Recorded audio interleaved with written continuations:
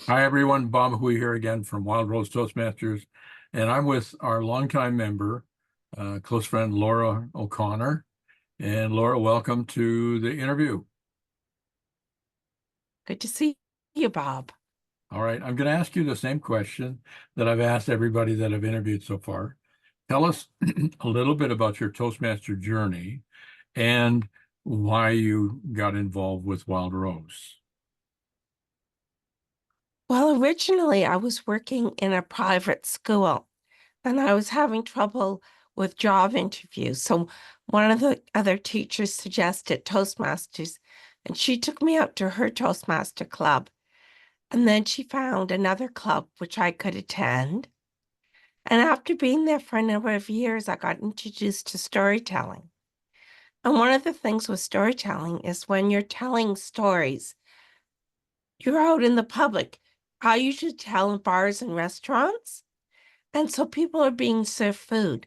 And at this time, Wild Rose had a dinner service. And so I went to Wild Rose to learn how to speak before an audience, why there were waiters going around trying to serve meals and take orders. And so that was my initial reason for joining Wild Rose. And I think I did that at least 15, 20 years ago.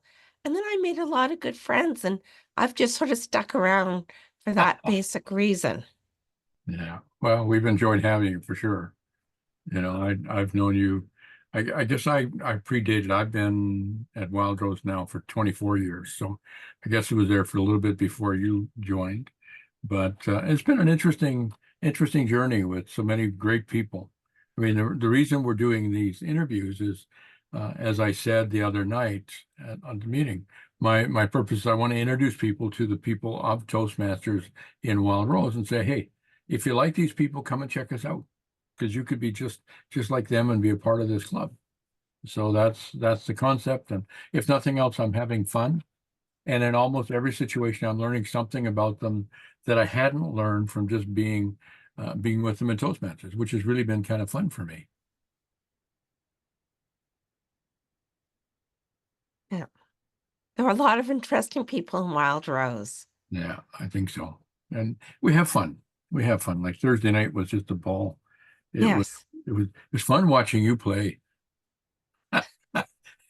You just really got into the moment, and it was fun to watch. I have to admit, it was probably one of the most fun meetings where I've had so much laughter for a long time, and I hope we have lots more like that. Yeah. But so let me ask you a little bit about your background. You're in teaching, I understand, Yes. For a and little bit longer. okay, yeah. Tell us a little bit about that and tell us if Toastmasters has had any impact or help in that career. Well, not so much with my students because I've always worked in the special needs population. Mhm. So, but more so with the parents and other co-workers and staff meetings when you're trying to get your point across. And people, even though they're in the same school I'm in, don't get our students. Hmm. And so you really have to be able to advocate for the students, and you have to be able to talk to the parents in a way that they understand, because a Hmm. lot of parents feel that once their child gets a diagnosis, oh, well, then there's going to be a miracle cure. Hmm. And what they don't understand is that child is going to be the same child before the diagnosis. They just now have a label. Hmm. So gives us a little bit more structure with them.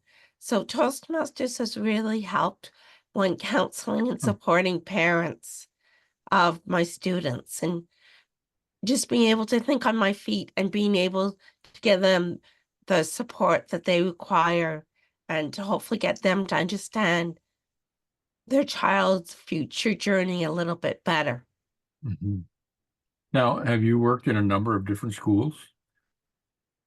I've worked all over the map. I've worked from early ed through to high school. So Oh, I've worked in many, many different schools. So being able to think on your feet and adjust quickly has helped you, I'm sure. Yes. That's almost like table topics only in a career basis. Yeah. So um, what's the most difficult thing that you encounter with your work? And is there anything that you've learned in Toastmasters that helps you deal with that?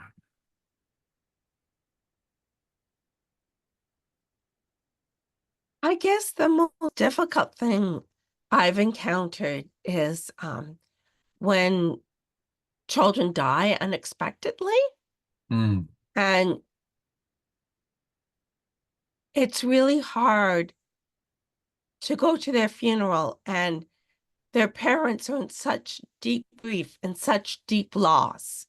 And mm, so just being able to be there for them, because a lot of the people they have as friends and so on really didn't get to know the kid and mm, love the kid as much as,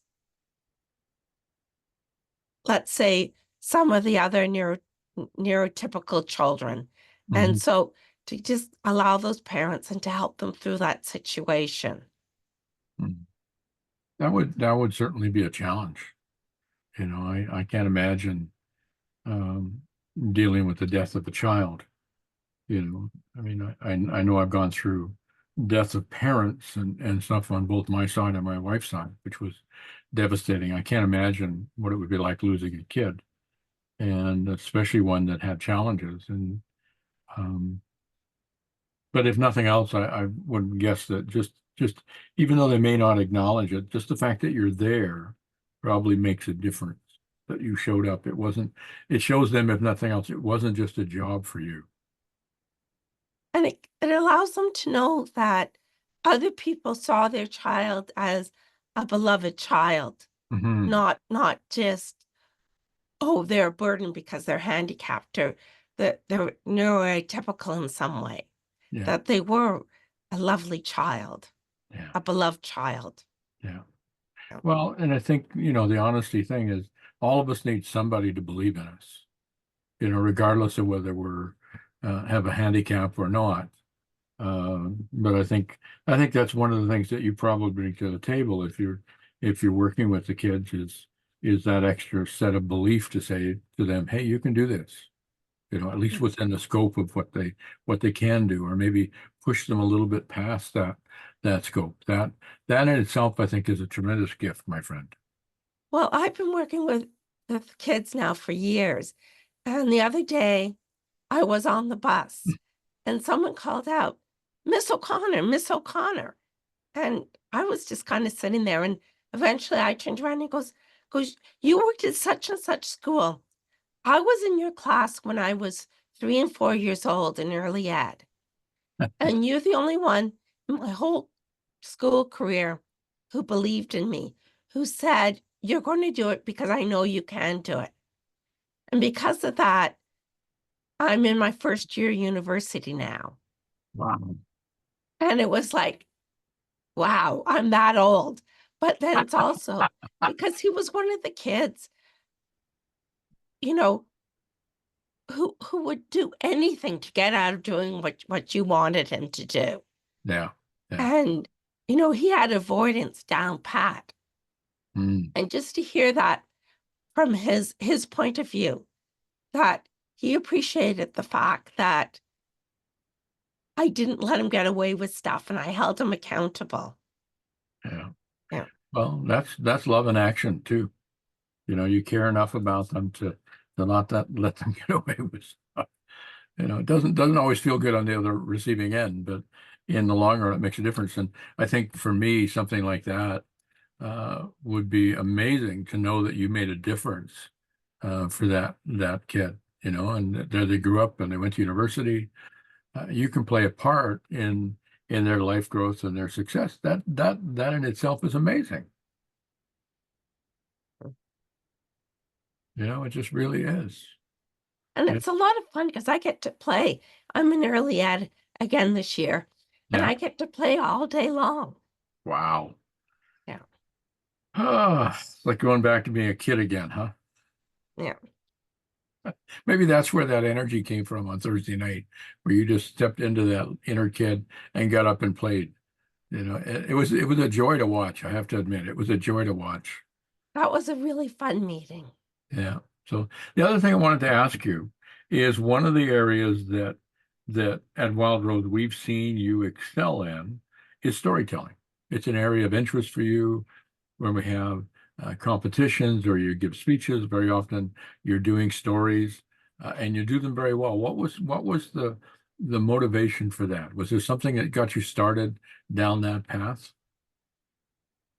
Well, there were two things. One of them was I was working in a geriatric unit at the hospital because I'm actually a trained recreation therapist. Okay. And another recreation therapist said, my wife is a storyteller and she's coming to tell stories. Bring some of your patients. And I'm like, oh no.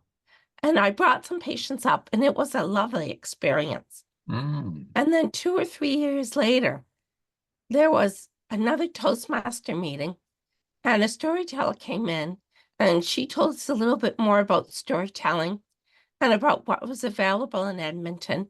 So I started going to storytelling meetings. And now that's sort of my second career is that of a storyteller. See, I find that amazing. I mean, I didn't know about your medical training background. That's something new. I just learned now. I knew about you as a storyteller because I've seen you telling stories and competing in contests, and I knew that you worked with young people. I didn't realize that it was just kids with challenges. I just knew you were in the educational thing, working with young people. And so, this is the nice thing about this is I get to know more about you, and then anybody who watches this will get to know more about you as well. And I'm hoping when we do this, part of what that'll do is it'll attract people and say, hey, I want to check this club out. So when you came to Wild Rose, did you have any real desires or interests or something that you really wanted to accomplish, or did that come after you got involved in the organization?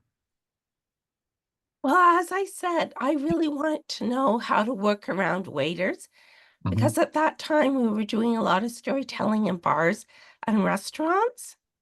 And some waiters don't know how to work when there's a performance going on. Gotcha. And so they would come in and they would stand in front of the stage looking for somebody to deliver a meal, Mm, or they would talking really loud to somebody.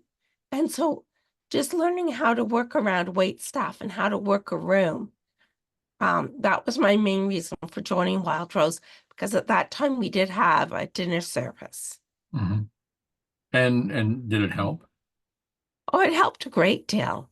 Yeah. Um, I was telling a story, and one of our longtime audience members must have been having a rough day because she had way too much to drink Uh-oh. and started heckling, which wasn't her at all. And just having the Toastmaster training helped with that. There was another time when I was storytelling at the University Hospital on the long stay cardiac unit. Hmm. And we were told that if a nurse comes in and they start doing this, that person's heart has finally come in. Oh, And so they're going to take the patient out. And so there was a man who was there for over 9 months. wow. And finally, the nurses came in and they started prepping him for surgery. And he wouldn't leave because he wanted to hear the end of the story. And I'm just thinking, like, How come go, the I'll rest come went? back later. Yeah. But of course, I still had to keep the story going for the rest of the audience. Yeah. And and so eventually he did get out and he got his transplant and hopefully everything's okay. And there was another time when I was telling at Fort Edmonton Park, it was ghost stories. Mm. And we had done a special little thing for the kids who were too old for the family stories, but weren't yet old enough for the really scary stories. Ooh, yeah.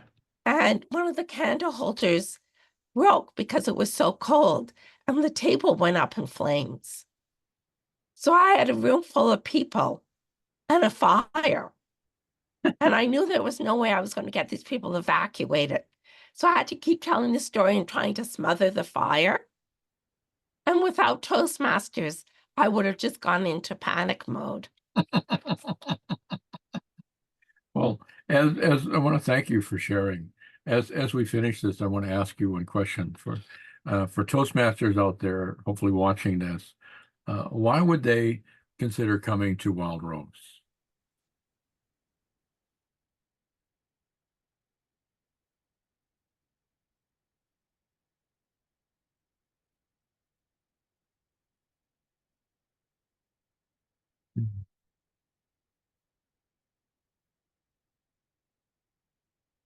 Program, and that's what people stick to. But in Wild Rose, we can go out and try some things. Also, in Wild Rose, there are a number of people who have formed long-term relationships. And I think it's these relationships that just make Toastmasters so much fun, because there are people I've known for 30 years, and I'm still learning new things about them. And it's just really nice to see the same people over and over again and develop some long-term, meaningful relationships with people about joint interests. Hmm. Yeah, me too. That's one of the reasons I'm still in Toastmasters is the people. So I want to thank you for being our guest, and for those watching Wild Rose Meets. Typically the last Thursday of the month. There's a couple of months that we don't because of holidays, but other than that, uh, please come and visit and consider becoming a member. Thank you very much. Thanks, Bob.